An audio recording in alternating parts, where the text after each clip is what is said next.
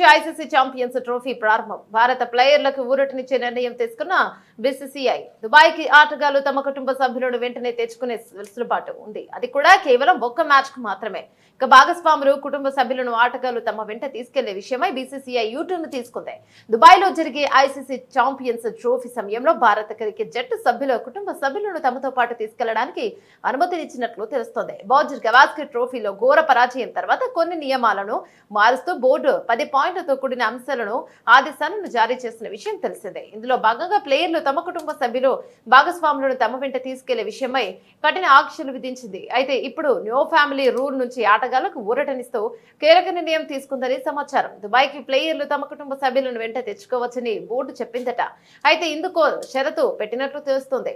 Champions ట్రోఫీలో కేవలం ఒక్క మ్యాచ్ కు మాత్రమే ఇలా ప్లేయర్ల వెంట కుటుంబ సభ్యులను అనుమతిస్తామని బీసీసీఐ చెప్పినట్టు సమాచారం. ఈ మేరకు దైనిక్ జాగరణ తన కథనంలో పేర్కొంది. ఈ విషయమై ఆటగాళ్లు తమలో తాము చర్చించుకుని దానికోసం బీసీసీఐకి అభ్యర్థన చేసుకోవాలని చెప్పినట్లు కథనం తెలిపింది. ఆ తర్వాత అందుకు అనుగుణంగా బోర్డు ఏర్పాటు చేస్తుందని పేర్కొంది. కాగా బోర్డు 10 పాయింట్లతో కూడిన ఆదేశాల ప్రకారం 45 రోజులకు పైగా విదేశీ పర్యటనలో సమయంలో 2 వారాలు మాత్రమే ఆటగాళ్లతో కుటుంబాలు ఉండటానికి ఆమోదించింది. అంతేకాకుండా వ్యక్తిగత సిబ్బంది, వాణిజ్య ప్రకటనల చిత్రీకరణలపై ఆంక్షలు విధించిన విషయం తెలిసిందే.